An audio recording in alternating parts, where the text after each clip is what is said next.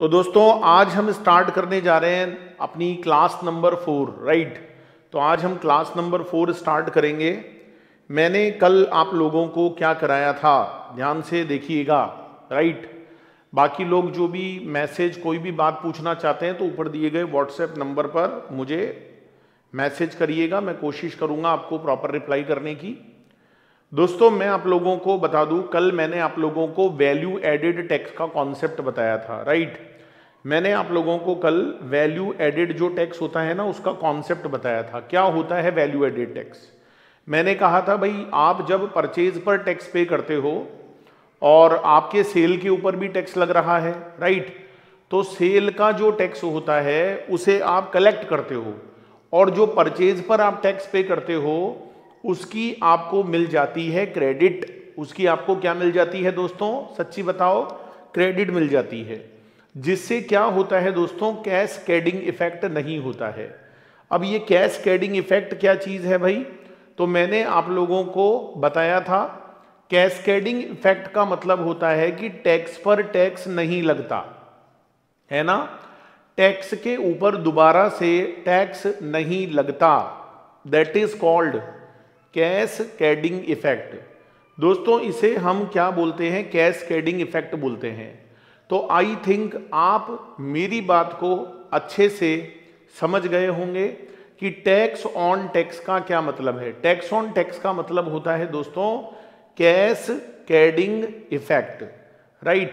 तो ये सारी बातें कल मैंने आप लोगों को बताई थी। इससे पहले दोस्तों मैं आप लोगों को बता चुका हूं what are the nature of supply, है ना। मैं आप लोगों को यह भी बता चुका हूं कि what is the nature of supply. दोस्तों नेचर ऑफ सप्लाई की अगर हम बात करें तो यहां पर नेचर ऑफ सप्लाई दो तरह की होती है। The first one is called inter supply and the second one is called intra supply. Intra पर लगता है CGST प्लस SGST और you can say UTGST my dear friends. लेकिन अगर हमारी सप्लाई दोस्तों इंटर सप्लाई होती है, अगर हमारी सप्लाई कैसे होती है? इंटर सप्लाई होती है, तो उसके ऊपर हम क्या लगाएंगे? IGST लगाएंगे। तो ये सारी बातें मैंने कल आप लोगों को बता दी थी, राइट। ये सारी बातें डियर हमारी ऑलरेडी क्या हो गई थी? डिस्कस। तो आज मैं आप लोगों को कुछ इंपॉर्टेंट बात बताऊंगा और कुछ मैं आप लोगों को डियर यहां पर करवाने वाला हूं प्रैक्टिस। आज हम यहां पर कुछ प्रैक्टिस करेंगे, कुछ इंपॉर्टेंट बात का यहां पर हम डिस्कशन करेंगे। तो चलिए दोस्तों स्टार्ट करते हैं आज अपनी क्लास को। सबसे पहली बात, आप लोग यहां पर हेडिंग लिखोगे क्रेडिट यूटिलाइजेशन, है ना। आप लोग यहां पर हेडिंग लिखोगे क्रेडिट यूटिलाइजेशन। भाई ये क्रेडिट यूटिलाइजेशन क्या चीज है ये मैं आज आप लोगों को बताऊंगा। तो आप लोग अपनी कॉपी में जो है ना हेडिंग लिख लो भाई, सब लोग अपनी कॉपी में हेडिंग लिख लो, पक्का पक्का।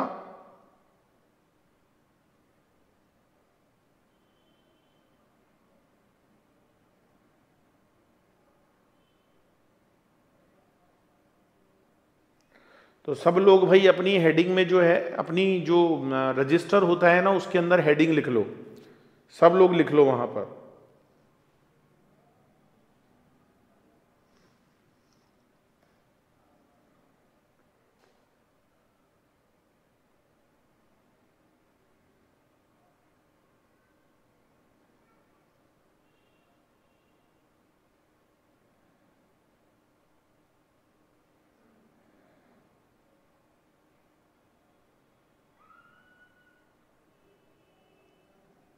Very good morning dear.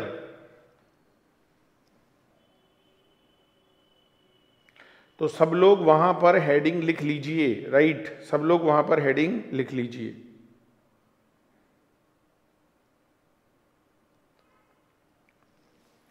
चलो भाई हेडिंग लिख लो सब लोग। और हेडिंग के अंदर क्या लिखोगे माय डियर फ्रेंड्स? यहां पर आपको लिखना पड़ेगा, देखो यहां पर आपको क्या लिखना पड़ेगा। एक तो होता है CGST, एक होता है IGST और एक होता है S और UTGST। तो आप अपनी कॉपी के लेफ्ट साइड में लिखोगे CGST, IGST और S और UTGST, ये आपको लेफ्ट साइड में लिखना पड़ेगा। और आपको राइट साइड में भी CGST, IGST, S और UTGST लिखना पड़ेगा, राइट। तो इस तरीके से आप लोग जो है अपनी कॉपी में लिखकर चलोगे। लेफ्ट साइड में सबसे ऊपर लिखोगे CGST, उसके बाद IGST, उसके बाद दोस्तों S और UTGST आपको लिखना है। और यही चीज दोस्तों आपको राइट साइड में भी लिखना है, CGST, IGST, S और UTGST। सुनो मेरी बात बहुत ध्यान से सुनो। CGST का जो क्रेडिट होता है वो CGST से मिल जाता है। मतलब आपने अगर सपोज करो कोई परचेज करी है ना। अच्छा, परचेज को हम क्या बोलते हैं दोस्तों? इनवर्ड सप्लाई बोलते हैं। ये जो परचेज होती है इसको हम क्या बोलते हैं? Inward supply. और जो हमारी सेल होती है, जो हमारी सेल होती है उसको हम बोलते हैं आउटवर्ड सप्लाई। तो एक तो होती है इनवर्ड सप्लाई, एक होती है हमारी आउटवर्ड सप्लाई। अब दोस्तों मान लो जी मैंने इनवर्ड सप्लाई पर टैक्स पे किया, ठीक है। तो जब मैं कोई भी इनवर्ड सप्लाई लूंगा, जब मैं कोई माल खरीदूंगा तो मुझे टैक्स देना पड़ेगा। अच्छा, उस टैक्स को मैं क्या बोलूंगा? उसको मैं बोलूंगा CGST, राइट।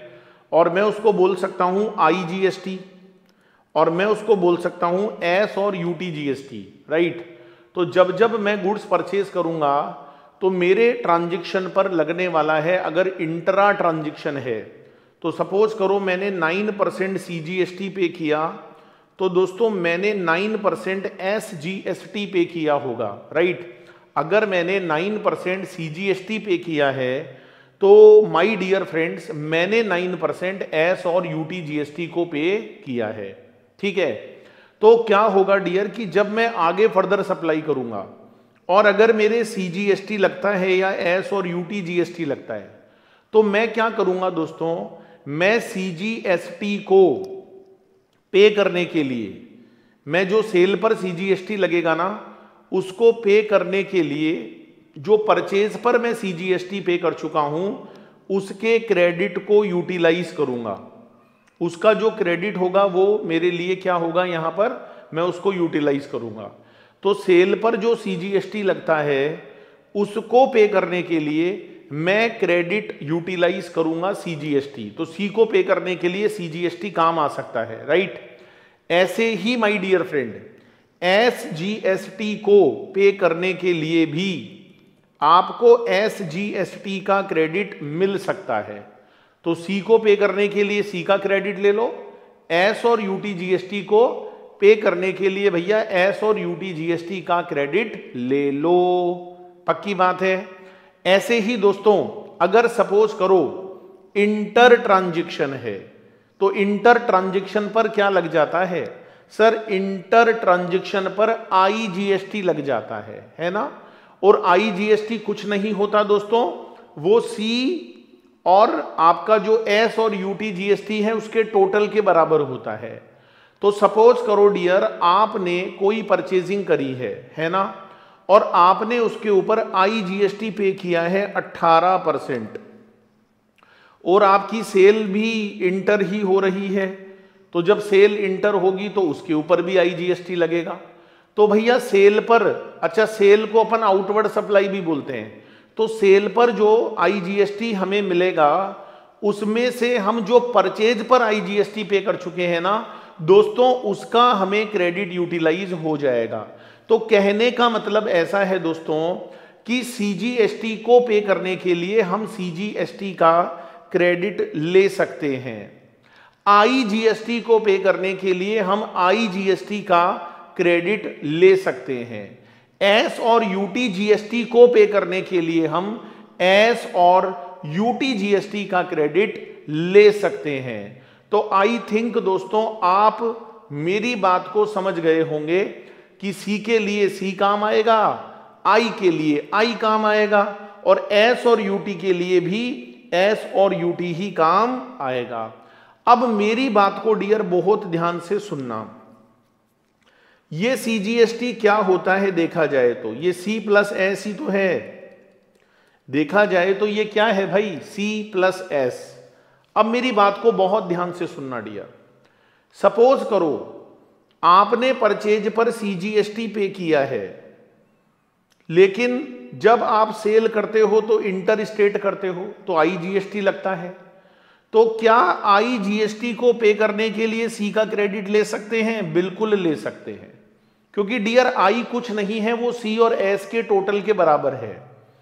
ऐसे ही डियर अगर मुझे सेल पर CGST पे करना हो तो भी मैं IGST का क्रेडिट ले सकता हूं। ठीक है, अगर सपोज करो मेरी सेल पर S और UT GST लग रहा है तो उसको पे करने के लिए भी मैं IGST का क्रेडिट ले सकता हूं, है ना, बिल्कुल ले सकता हूं दोस्तों।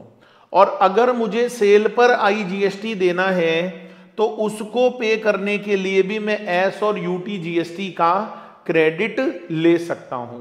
तो कहने का मतलब है जी, आन मिलो सजना, गाना सुना है आपने, आन मिलो सजना, तो ये वही वाली बात है कि भाई C का C से काम आ जाएगा, I का I से काम आ जाएगा, S और UT का S और UT से क्रेडिट यूटिलाइज हो जाएगा। लेकिन अगर आप इसको आपस में यूटिलाइज करना चाहते हो तो वो भी कर सकते हो, कोई दिक्कत वाली बात नहीं है माय डियर फ्रेंड्स, बिल्कुल कर सकते हो जी, टेंशन लेने की जरूरत नहीं है। लेकिन एक बात हमेशा ध्यान रखना डियर, एक बात हमेशा ध्यान रखना, क्या, जो CGST होता है और जो S और UT, क्योंकि देखो मैं UT GST को हमेशा S के बराबर मानता हूं, ये बात मैंने आप लोगों को गोल्डन स्टेटमेंट में भी नोट करवाई थी। तो C का क्रेडिट जब आप S और UT से लेना चाहोगे या S और UT का क्रेडिट अगर आप C से लेना चाहोगे तो डियर आप उसको नहीं ले सकते, it is not allowed. C और S कभी भी आपस में एडजस्ट नहीं हो सकते। इसीलिए डियर जब आप क्रेडिट यूज करते हो तो बहुत ज्यादा कंफ्यूजन हो जाता है। तो जब जब कंफ्यूजन हो रहा हो तो मेरे इस चार्ट को याद रख लेना डियर, आपको कोई दिक्कत नहीं आने वाली। अच्छा सर क्या करेंगे हम इसके अंदर, इसमें भैया ये क्या बोलते हैं, ये CGST है, ये आपका IGST है और ये आपका SGST है। तो पहले C लिखना, फिर I लिखना, फिर S लिखना, उधर भी C लिखना, I लिखना, S लिखना। देखो बीच में S मत लिख देना, दिक्कत आ जाएगी। C को C से करना, I को I से करना, S को S से करना, और C को I और I को C से कर सकते हो, I को S और S को I से कर सकते हो। क्योंकि I क्या है dear, I is the mixture of C plus S, so don't worry about that। बस एक बात का ध्यान रखना दोस्तों, C और UT GST कभी भी आपस में एडजस्ट नहीं हो सकते। बस मेरी इस बात का आप यहां पर ध्यान रखना, और सीधी सी बात है जी, सीधी बात, नो बकवास, बस इतना सा याद रख लेना, ठीक है। एक छोटी सी बात और बता देता हूं, बाकी मैं वैसे आप लोगों को आगे क्रेडिट वाले चैप्टर में भी बताऊंगा, चलो वहीं बता दूंगा, ज्यादा बेटर रहेगा। अभी तो बस वैसे ही छोटी छोटी बातें, बेसिक बातें डियर मैं आप लोगों को यहां पर बताकर चल रहा हूं। चलो अब मैं डियर आप लोगों को GST के बारे में कुछ बेसिक बातें बताता हूं। तो ये सारी बातें समझ में आई आप लोगों को। चलो अब आप एक हेडिंग डाल लो भाई, यहां पर क्या हेडिंग डालोगे, यहां पर लिख लो GST इन इंडिया, है ना, अपने कॉन्सेप्ट रजिस्टर में लिख लेना इस बात को, GST इन इंडिया, ये बात आपको अपने कॉन्सेप्ट रजिस्टर में लिखनी है, GST in India an introduction. भैया ये जो नोट्स मैं बनवा रहा हूं ना, ये बहुत काम आएंगे आप लोगों के, ये समझ लो जी मैंने आप लोगों के लिए काम बहुत इजी कर दिया, वेरी सिंपल फॉर यू। इतनी मोटी मोटी किताबें पढ़ पढ़ के दिमाग खराब हो जाता है। अच्छा लैंग्वेज भी इतनी हार्ड होती है, इतनी बोरिंग आती है कि नींद आती है। डियर मैं आपको लिखवाऊंगा, मैं आपको सोने नहीं दूंगा, ध्यान रखना। आपको एक एक चीज अगर याद नहीं करा दी ना तो मेरा नाम बदल दियो आप, राइट। और मैं आपको एक बात और बता दूं, मैं आप लोगों को हर चैप्टर खत्म होते ही MCQ का प्रैक्टिस भी करवाऊंगा, ठीक है। मैं आपको छोड़ूंगा नहीं डियर, ध्यान रखना। हाँ सर, हम भी यही चाहते हैं कि आप हमसे बहुत पढ़ाई करवाओ, हमसे काम करवाओ सर आप, और क्या। चलो लिखते हैं डियर, मेरी बात को बहुत ध्यान से सुनना। और भाई ये जो लाइक बटन है ना, इसको आप प्रेस कर दो, है ना। इससे मुझे मोटिवेशन मिलता है कि बच्चे मेरी बात को समझ रहे हैं, मुझे बहुत अच्छा लगता है डियर, राइट। चलो तो यहां पर एक छोटी सी बात लिखो अपने कॉन्सेप्ट रजिस्टर में, थ्योरेटिकल छोटे छोटे क्वेश्चन भी आप लोगों के एग्जाम में आ सकते हैं। लिखो भाई, need for GST in India, है ना। मतलब खुद लिखकर पढ़ते हैं ना डियर, उसका मजा ही कुछ और है। Need for GST in India, need for GST in India, right, need for GST in India. इसमें पहला पॉइंट आप यहां पर लिखोगे क्या, deficiencies in the existing value added tax, deficiency in the existing value added tax. ये जो deficiency थी dear, it is a cure for ills of existing IDT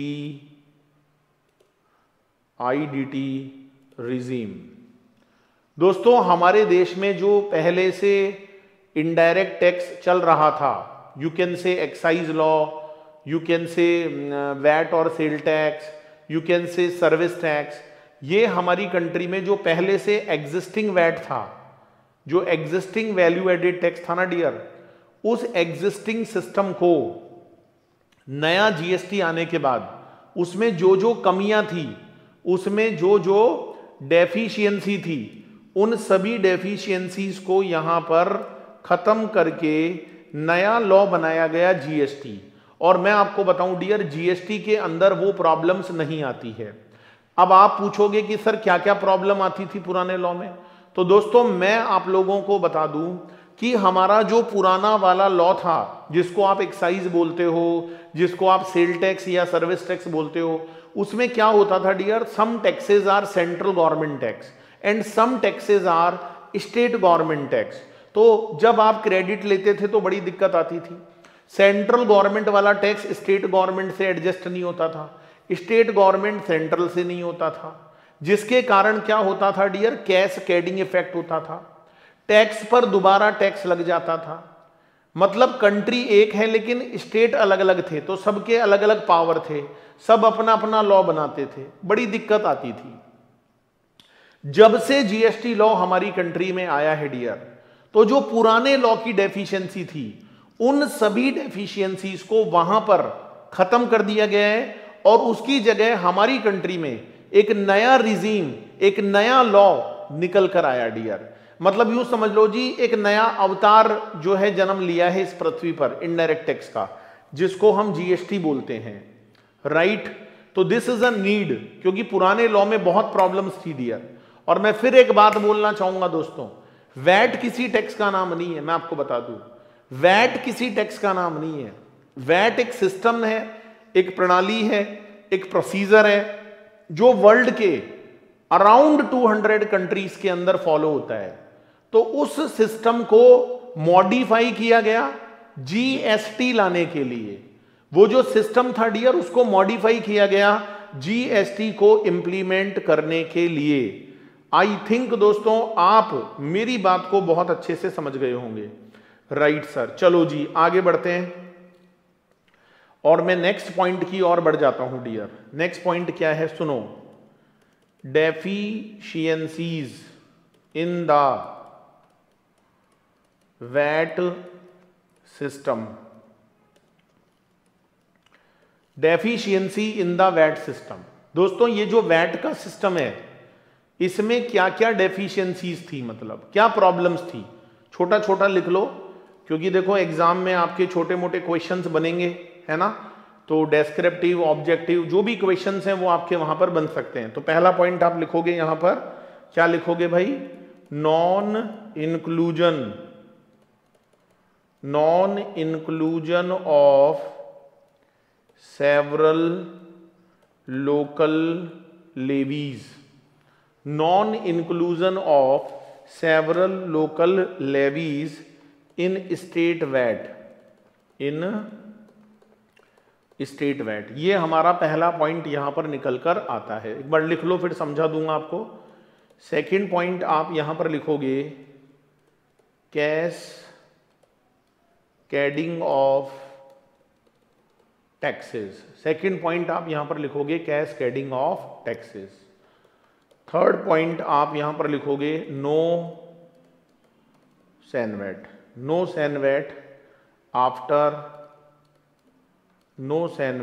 after manufacturing, no CENVAT after manufacturing stage, no CENVAT after manufacturing stage, right. Fourth point आप यहां पर लिखोगे non integration, fourth point आप लिखोगे non integration of VAT, non integration of VAT and service tax, non integration of VAT and service tax. और fifth point आप लिखोगे double taxation, है ना। फिफ्थ पॉइंट आप लिखोगे double taxation of transactions, double taxation of transactions both as goods and services, both as goods and services. तो ये दोस्तों हमारा जो पुराना वाला लॉ था उसके अंदर डेफिशिएंसी थी। पुराने लॉ में क्या प्रॉब्लम आती थी डियर, मैं आप लोगों को एक बार बता दूं। सबसे पहली बात है डियर, स्टेट वैट के अंदर बहुत सारी लोकल लेवीज होती थी, जैसे ऑक्ट्रॉय लगती थी, मतलब स्टेट लेवल पर बहुत सारे लोकल टैक्सेस लगाए जाते थे। तो ये जो लोकल टैक्सेस थे डियर, इनका क्या है, क्रेडिट नहीं मिला करता था, ठीक है। तो क्रेडिट नहीं मिलने से क्या होता था, दूसरी प्रॉब्लम कैस्केडिंग होता था, टैक्स पर दोबारा टैक्स लगता था। क्योंकि दोस्तों जब आपको क्रेडिट नहीं मिलेगा तो आप क्या करोगे डियर, मुझे बताओ। अगर आपको टैक्स का क्रेडिट नहीं मिलेगा, कल मैंने एग्जाम्पल भी करवाया था आपको, तो आप उसे कॉस्ट का पार्ट मान लोगे। अगर आप 10 रुपीज का सामान परचेज करके लाते हो and you have already paid 1 rupees as a tax, but you are not eligible to take the credit of ₹1, then what will you do? You will do the cost of the material will be 11 rupees because you are not eligible to take the credit of ₹1. So your cost of goods would be treated as 11. तो जब आगे further tax लगेगा dear, तो cost पर जो tax है उसके ऊपर दोबारा टैक्स लगेगा, and that is called cascading of taxes. तीसरी problem, no CENVAT after manufacturing stage. भैया जब मैन्युफैक्चरिंग हो जाती है तो उसके बाद आपको सैनवेट नहीं मिलता। सैनवेट का मतलब है सेंट्रल वैट। दोस्तों पहले जो पुराना लॉ था उसमें एक तो था वैट और एक था सैनवेट। सैनवेट का मतलब होता है सैन प्लस वैट। सैन बोले तो सेंट्रल और वैट बोले तो वैल्यू एडेड टैक्स। तो क्या होता था दोस्तों कि जो एक्साइज होती थी, जो सर्विस टैक्स होता था, उसे हम सैनवेट बोलते थे। रीजन, एक्साइज और सर्विस टैक्स सेंट्रल गवर्नमेंट के टैक्स थे, और यही वैट सिस्टम डियर जो हमारे सेल टैक्स में लगाया जाता था उसे हम केवल वैट बोलते थे। तो दोनों में डिफरेंस क्या था, जो सैनवेट होता है वो सेंट्रल वाला वैट था और जो केवल वैट होता है वो स्टेट वाला वैट है। तो प्रॉब्लम इज दैट कि जब आप मैन्युफैक्चरिंग कर देते थे और उसके बाद माल को बेचते थे तो बेचने पर सेल टैक्स लगाया जाता था, और sale tax dear is not a CENVAT, वो केवल वैट था, उसको हम वैट बोलते थे। वैट का मतलब वो टैक्स का नाम नहीं है। स्टेट वाले टैक्स को वैट बोलते थे, सेंट्रल वाले टैक्स को सैनवेट बोलते थे। तो मैन्युफैक्चरिंग तक तो सैनवेट होता था, उसके बाद सिंपल वैट होता था, तो क्रेडिट नहीं मिलेगी, ठीक है, बड़ी दिक्कत आती थी। No integration of VAT and service tax. Service tax का वैट के साथ कोई इंटीग्रेशन नहीं था। वैट स्टेट गवर्नमेंट का है, सर्विस टैक्स सेंट्रल का है, कोई इंटीग्रेशन नहीं था। डबल टैक्सेशन ऑफ ट्रांजैक्शंस, दोस्तों ट्रांजैक्शंस का क्या हो रहा था, डबल टैक्सेशन हो रहा था। तो ये सारी प्रॉब्लम्स डियर यहां पर निकल कर आ रही थी, है ना। तो ये सारी प्रॉब्लम्स डियर यहां पर निकल कर आ रही थी। चलिए, तो ये जो बहुत छोटी छोटी बातें हैं ना, इन पर थ्योरेटिकल क्वेश्चन आ जाते हैं, बहुत सारे बच्चे इनको पढ़कर ही नहीं जाते। और मैं बताऊं डियर, आपके एग्जाम में यहां से क्वेश्चन बन सकता है, ठीक है। चलो नेक्स्ट हेडिंग डाल लो भाई अपने कॉन्सेप्ट रजिस्टर में, बहुत मजा आने वाला है आपको। बस आप राइट डाउन करते जाओ, पढ़ते जाओ, जब आप रिवाइज करोगे बहुत कम टाइम लगेगा आप लोगों को, चीजें बहुत जल्दी से याद हो जाएंगी। चलो भाई अगला हेडिंग लिख लो यहां पर। नेक्स्ट हेडिंग है आपका framework, framework of GST in India, framework of GST in India. Framework क्या है भाई, जीएसटी इन इंडिया का, व्हाट इज द फ्रेमवर्क, है ना, what is the framework of GST in India. तो सबसे पहला पॉइंट आप लिखोगे यहां पर फ्रेमवर्क में, India has adopted, India has adopted a dual GST model. India has adopted a dual GST model, dual GST model, central and state. India has adopted a dual GST model, central and state. और आगे लिखेंगे both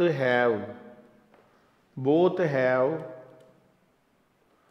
power to levy tax, both have power to levy tax on goods as well as services, ठीक है। तो framework हम समझने जा रहे हैं कि भाई जो भारत में जीएसटी का लॉ आया, जो कानून आया, उसका क्या फ्रेमवर्क है। तो पहली बात भैया, इंडिया ने जीएसटी को जब इंप्लीमेंट किया तो it is called dual GST model. अब आप कहोगे सर ये क्या होता है ड्यूल जीएसटी मॉडल। भैया हमारे देश में क्या है, देखो सेंट्रल गवर्नमेंट अलग होती है, हमारे यहाँ फेडरल स्ट्रक्चर है, स्टेट गवर्नमेंट अलग होती है, सेंट्रल के पावर अलग होते हैं, स्टेट गवर्नमेंट के पावर अलग होते हैं। तो जब हमारी कंट्री में जीएसटी को लाया गया, तो जब सेंट्रल गवर्नमेंट अपने पास पावर रखना चाहती है तो क्या स्टेट गवर्नमेंट नहीं रखना चाहेगी, बिल्कुल रखना चाहेगी। तो हमारे देश में हम इसको बोलते हैं वन कंट्री वन टैक्स। लेकिन दोस्तों मैं आप लोगों को बता दूं कि ये जो वन कंट्री वन टैक्स का कॉन्सेप्ट है, इसमें सीजीएसटी अलग होता है, एसजीएसटी अलग होता है। तो हमारे देश में जीएसटी लाया तो गया, लेकिन वहां पर ड्यूल मॉडल पर लाया गया। सेंट्रल गवर्नमेंट ने अपना जो लॉ पास किया उसको सीजीएसटी एक्ट बोलते हैं, स्टेट गवर्नमेंट जितनी भी हैं डियर उन्होंने अपना लॉ पास किया, हम उसको एसजीएसटी एक्ट बोलते हैं। तो ऐसे डियर हमारे कंट्री में एक ड्यूल जीएसटी मॉडल को डेवलप किया गया, ठीक है। एक ड्यूल जीएसटी मॉडल हमारी कंट्री में डेवलप किया गया to levy tax on goods as well as services, right. तो जो जीएसटी है उसको लगाने के लिए एक ड्यूल जीएसटी मॉडल हमारी कंट्री में यहां पर इंप्लीमेंट किया गया। चलो जी बहुत बढ़िया। चलो second question, second point, composition scheme. ये बहुत इंपॉर्टेंट चीज है दोस्तों, कॉम्पोजिशन स्कीम ये बड़ी इंपॉर्टेंट चीज है। क्या होती है कॉम्पोजिशन स्कीम, लिख लो, स्मॉल बिजनेसेस डैश लगा के लिखो intra state supplies, small business, उसके बाद में एरो लगाओ इंट्रा स्टेट सप्लाई, है ना, और इसके बाद में लिखो कॉम्पोजिशन लेवी, ठीक है। Small business, intra state supply और कॉम्पोजिशन लेवी। तो दोस्तों हमारी कंट्री में आपको पता है ना बहुत सारे लोग स्मॉल बिजनेसमैन हैं। जैसे ही हमारी कंट्री में जीएसटी आया तो वो लोग भड़क गए। भड़क कैसे गए? उन्होंने बोला भाई ये जीएसटी जो है ना, इसमें कंप्लाइंस बहुत ज़्यादा है, इसमें डॉक्यूमेंटेशन, रिकॉर्ड मेंटेन करो, क्रेडिट लो, ये करो वो करो, बहुत काम है। तो सरकार बोली कि देखो स्मॉल बिजनेसमैन, तुम परेशान ना हो, हम तुम्हारे लिए इस जीएसटी में एक कॉम्पोजिशन स्कीम लेकर आएंगे। सर ये कॉम्पोजिशन स्कीम क्या चीज होती है? तो मैं बता दूं डियर, कॉम्पोजिशन स्कीम का मतलब होता है ऑल्टरनेटिव मैनर टू पे द टैक्स। दोस्तों टैक्स को पे करने का एक ऑल्टरनेटिव तरीका होता है, this is called composition scheme, जिसमें आपको क्या करना पड़ता है, एक बहुत ही स्मॉल परसेंटेज से टैक्स देना पड़ता है। It is very very small percentage tax, एक बहुत ही कम रेट से आपको टैक्स देना पड़ता है, उसे हम कॉम्पोजिशन स्कीम बोलते हैं। तो ये मैं आपको बहुत डिटेल में पढ़ाऊंगा, पूरा पूरा इसका चैप्टर है डियर जो मैं आप लोगों को पढ़ाने वाला हूं, राइट। इसके बाद माय डियर फ्रेंड्स, यहां पर एक बहुत इंपॉर्टेंट चीज होती है जिसको हम बोलते हैं जीएसटी कॉमन पोर्टल। ये नाम आप लोगों को बहुत बार देखने को मिलेगा, जीएसटी कॉमन पोर्टल। अब आप कहेंगे सर ये क्या चीज होती है जीएसटी कॉमन पोर्टल? तो भैया ये होता है www.gst.gov.in। आप इसको लॉगिन करके भी देख सकते हो। पूरे इंडिया में डियर यही एक कॉमन पोर्टल है जिस पर जीएसटी के सारे काम होते हैं। हाँ जी, सारे काम। आपको जीएसटी में रजिस्ट्रेशन करवाना हो, आपको टैक्स जमा करवाना हो, आपको क्या बोलते हैं रिटर्न फाइल करनी हो, ये सारे के सारे काम इस कॉमन पोर्टल के थ्रू होते हैं। और ये जो कॉमन पोर्टल है डियर, ये है www.gst.gov.in। ठीक है, तो इसके थ्रू ये काम होते हैं। जैसे क्या क्या काम होते हैं लिख भी लो। GSTN, हमारे देश में डियर एक कंपनी बनाई गई GSTN, goods and service tax network. ये कंपनी है डियर जो कंपनीज एक्ट में बनाई गई, और ये भारत सरकार का इसके अंदर बहुत बड़ा स्टेक है, गवर्नमेंट का कंट्रोल है। तो ये जो GSTN है मतलब goods and services tax network provides, लिख लो भाई, provides three front end services. GSTN provides 3 front end services. ये जो हमारा GSTN है भैया, ये हमारे को यहां पर 3 फ्रंट एंड सर्विसेज देता है। जैसे क्या क्या 3 फ्रंट एंड सर्विसेज है, एक बार देख लेते हैं। पहला पॉइंट आप यहां पर लिखोगे रजिस्ट्रेशन, दूसरा पॉइंट आप लिखोगे पेमेंट ऑफ टैक्स, और तीसरी इंपॉर्टेंट चीज जो आपको लिखनी है दैट इज कॉल्ड रिटर्न। तो इस पोर्टल के थ्रू भैया आप रजिस्ट्रेशन भी करा सकते हो जीएसटी में, आप टैक्स का पेमेंट भी कर सकते हो, और आप यहां पर रिटर्न भी फाइल कर सकते हो। तो ये हमारा जो जीएसटी का कॉमन पोर्टल है उसके बेनिफिट्स हैं, राइट। चलो इसके बाद नेक्स्ट पॉइंट आपको लिखना है, छोटी छोटी बातें हैं, एग्जाम में क्वेश्चंस आ सकते हैं। फंक्शंस ऑफ GSTN, ये जो भैया GSTN है ना, इसके फंक्शंस क्या क्या हैं, क्या क्या काम करता है ये GSTN। तो फंक्शंस लिख लो, फंक्शंस में क्या क्या होता है लिख लो भाई फटाफट से। इंक्लूड्स, इसमें पहला पॉइंट आप लिखोगे फैसिलिटेटिंग रजिस्ट्रेशन। पहला पॉइंट आप लिखोगे फैसिलिटेटिंग रजिस्ट्रेशन। सेकंड पॉइंट आप लिखोगे forwarding returns, right. Third point आप लिखोगे computation and settlement of IGST। Computation and settlement of IGST। Fourth point आप लिखोगे matching of tax payment, matching of tax payment. एक बार पूरा लिख लो फिर समझाता हूं। फिफ्थ पॉइंट आप लिखोगे MIS report to central government and state government, MIS report to central government and state government. Point number 6 आप लिखोगे providing analysis of tax payers profile, providing analysis of tax payers profile, right. और point number 7 जो last point है वो आप इसमें लिखोगे running the matching. अच्छा दोस्तों, इस कॉन्सेप्ट के बारे में आप मुझे कमेंट करके ज़रूर बताइएगा कि ये कॉन्सेप्ट आपको कैसा लग रहा है। Running the matching engine, running the matching engine for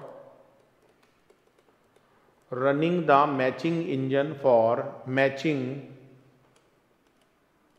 reversal and reclaim of ITC। तो ये 7 पॉइंट दोस्तों आपको यहां पर लिखने पड़ेंगे। Functions of GSTN। सबसे पहले रजिस्ट्रेशन को फैसिलिटेट किया जाता है GST नेटवर्क पे। आप रजिस्ट्रेशन करा सकते हो, रिटर्न भर सकते हो। आपका जो IGST का अमाउंट होता है, क्योंकि IGST एक ऐसा अमाउंट होता है डियर जो CGST से भी एडजस्ट होता है और SGST से भी एडजस्ट होता है।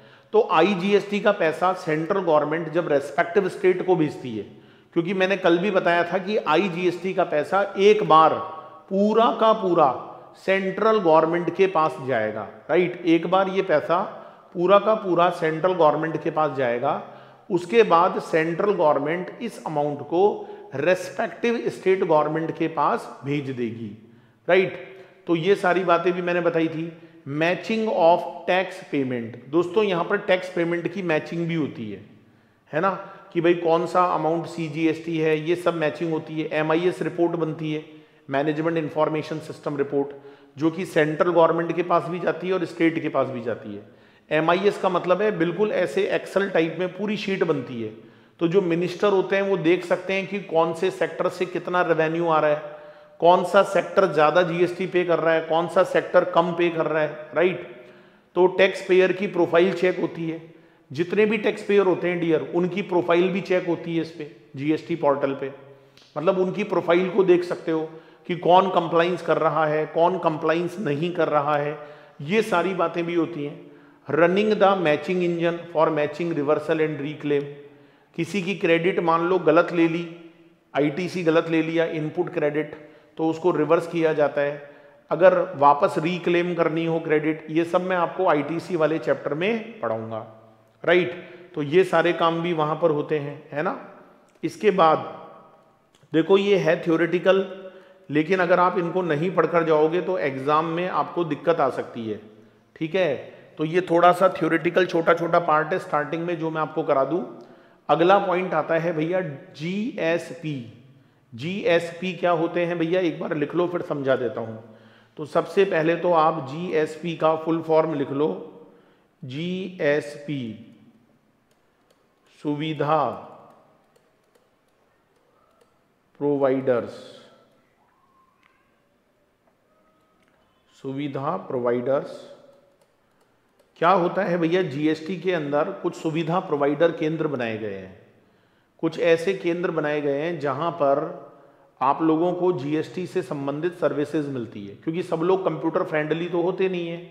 अब CA के पास जाओगे तो भाई वो तो फीस लेगा, टैक्स एडवोकेट के पास जाओगे वो तो फीस लेगा। तो गवर्नमेंट ने ऐसे लोगों के लिए GSP सुविधा केंद्र बनाए हैं जहां पर आप लोगों की GST से रिलेटेड जैसे रिटर्न फाइल करना है, रजिस्ट्रेशन कराना है, ये सारे काम डियर वहां पर हो जाते हैं। सेकंड पॉइंट आप लिखोगे फैसिलिएट द टैक्स पेयर्स। दोस्तों ये जो जीएसपी है ये टैक्स पेयर्स को फैसिलिएट करता है, उनके लिए इजीनेस लेकर आता है, राइट, उनके लिए इजीनेस लेकर आता है। पॉइंट नंबर 3 है जीएसपी में टेक द हेल्प, जीएसपी में take the help of application, GSP में take the help of application service providers, GSP में take the help of application service providers, जिसको आप ब्रैकेट में लिख सकते हो ASP, who act as a link between tax payer and GSP. तो भैया ये जो जीएसपी सुविधा केंद्र होते हैं ये बेसिकली जो हमारा जीएसटी का पोर्टल है उस पोर्टल और टैक्स पेयर के बीच में एक लिंक क्रिएट करते हैं।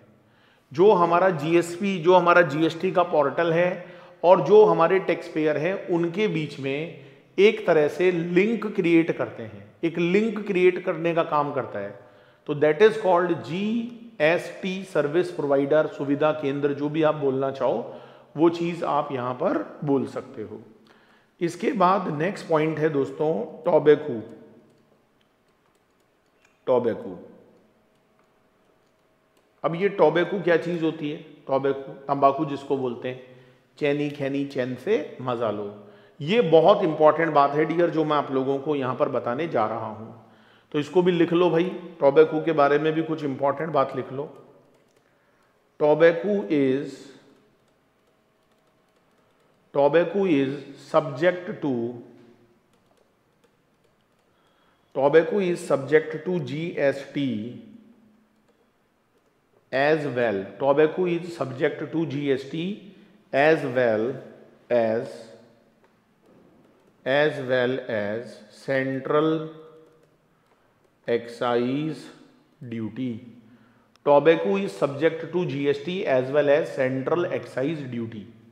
दोस्तों मैं आपको बता दूं GST आने के बाद हमारी कंट्री में एक्साइज आज भी जिंदा है, टाइगर अभी जिंदा है, एक्साइज अभी जिंदा है।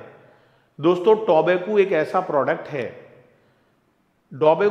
प्रोडक्ट है जिस पर जीएसटी भी लगती है और as well as central excise duty जो पहले वाले लॉ में लगा करती थी वो भी लगती है।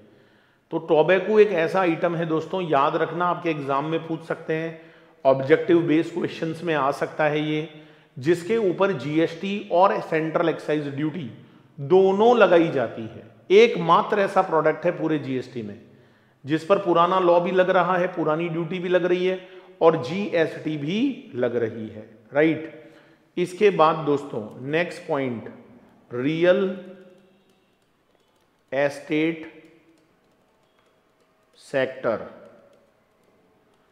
सर ये रियल एस्टेट सेक्टर क्या होता है?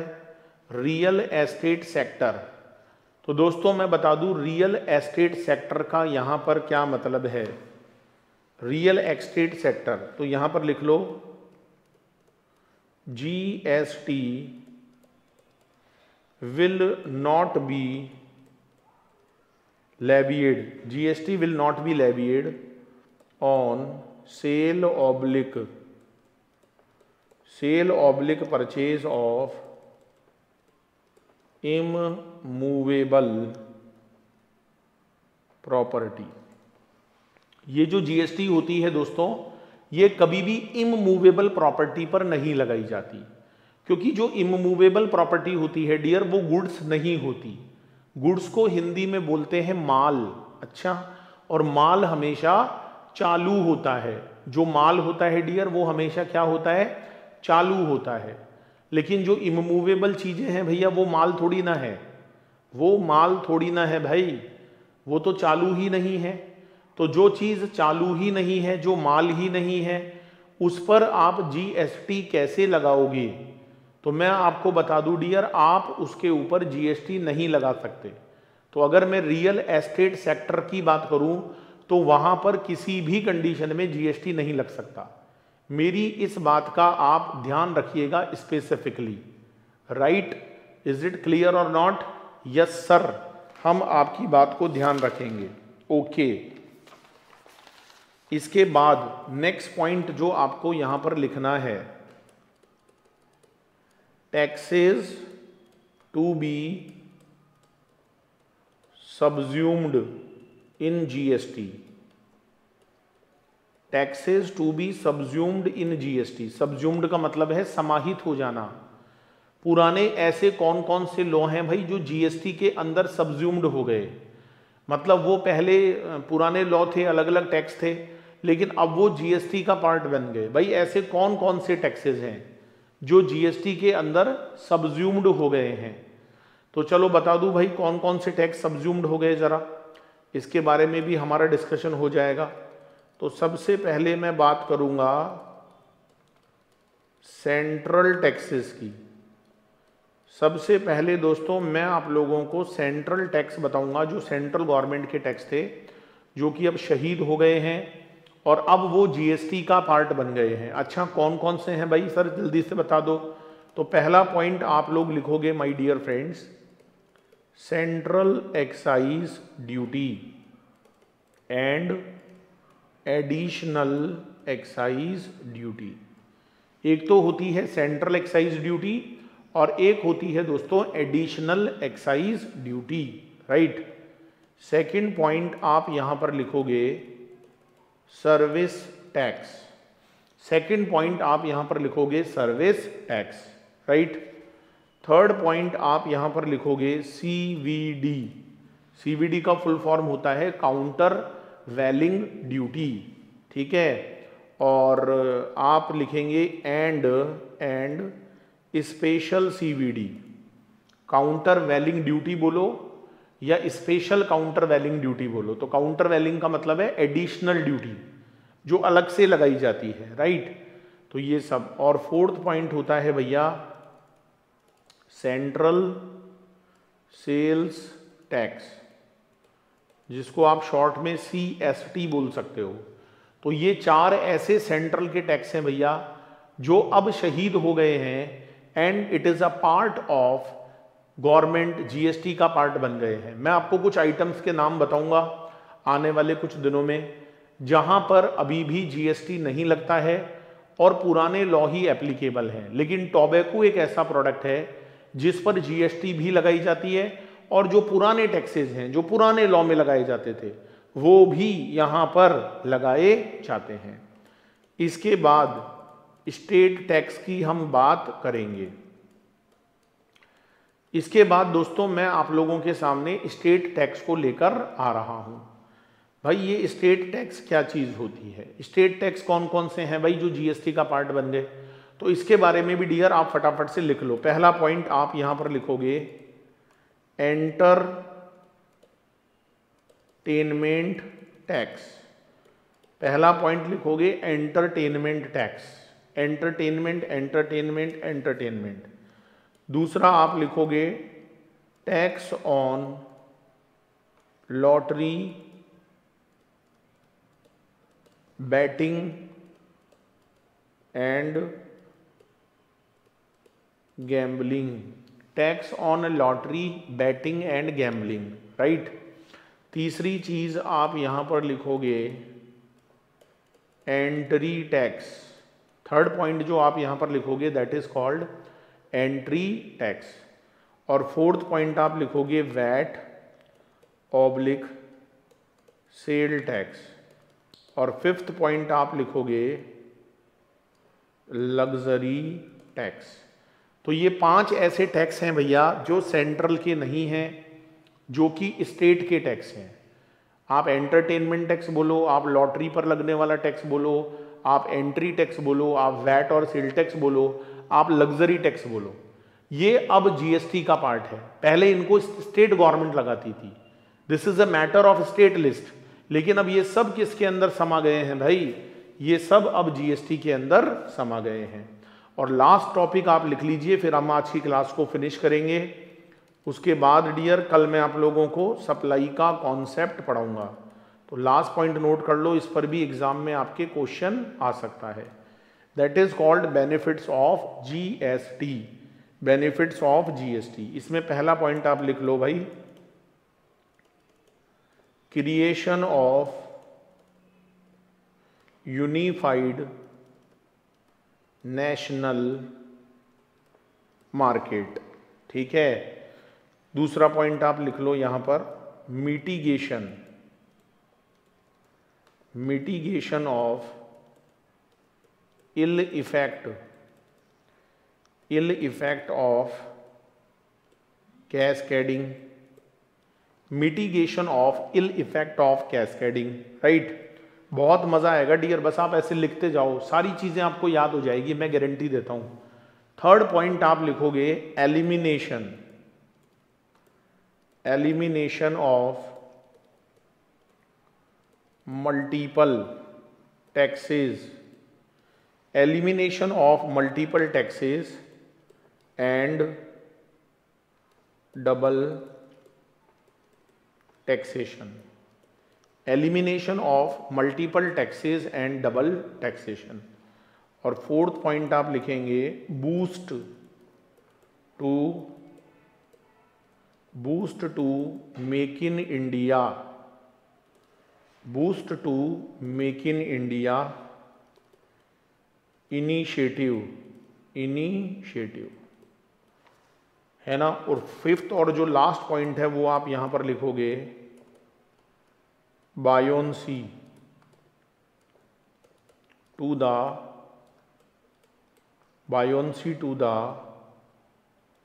Government revenue, buoyancy to the government revenue. तो दोस्तों ये 5 बेनिफिट आपको यहां पर मिलते हैं जीएसटी में। Creation of unified national market, पूरा देश डियर एक मार्केट बन गया, पूरा कंट्री एक मार्केट बन गया, it is a common market. पहले हर स्टेट का अलग अलग टैक्स रेट होता था, बड़ी प्रॉब्लम आती थी, कहां से खरीदे कहां बेचे। दूसरी बात, mitigation of ill effect of cascading, पुराने लॉ में कैस्केडिंग इफेक्ट होता था, टैक्स पर टैक्स लगता था, लेकिन जब से नया लॉ आया है कैस्केडिंग इफेक्ट डियर निल हो गया है, बहुत कम हो गया है डियर, खत्म सा हो गया। मल्टीपल टैक्सेस एलिमिनेट हो गए, डबल टैक्सेशन से राहत मिल गई डियर। जो हमारे मोदी जी का सपना है प्रधानमंत्री मेक इन इंडिया, वो बूस्ट हुआ, लोगों ने मेक इन इंडिया को बहुत सपोर्ट किया। बायोन्सी का मतलब होता है रेवेन्यू बढ़ जाना, बायोन्सी का मतलब होता है रेवेन्यू बढ़ जाना। तो जो गवर्नमेंट का रेवेन्यू था वो पुराने लॉ के कंपैरिजन में जीएसटी आने के बाद काफी कुछ इंप्रूव हुआ है। तो चलिए दोस्तों, thank you so much for watching the class. Next class में डियर मैं आप लोगों को सप्लाई का कॉन्सेप्ट पढ़ाऊंगा, बिल्कुल भी मिस ना करिएगा, this is very very important topic. अगर आप सप्लाई को अच्छे से समझ लेंगे तो जीएसटी आपको बहुत बढ़िया तरीके से समझ में आ जाएगा। वीडियो अच्छा लगा हो लाइक शेयर जरूर कर दीजिएगा अपने बाकी फ्रेंड्स के साथ, और चैनल पर बने रहिएगा दोस्तों, क्योंकि मेरी तरफ से बहुत सारे नए नए अपडेट आपको इस चैनल पर मिलते रहते हैं। Thank you so much for watching this video. Last में एक ही बात बोलूंगा दोस्तों, जोश दिल में जगाते चलो और जीत के गीत गाते चलो। मुझे कमेंट करके जरूर बताइएगा दोस्तों वीडियो आपको कैसा लगा। Thank you so much.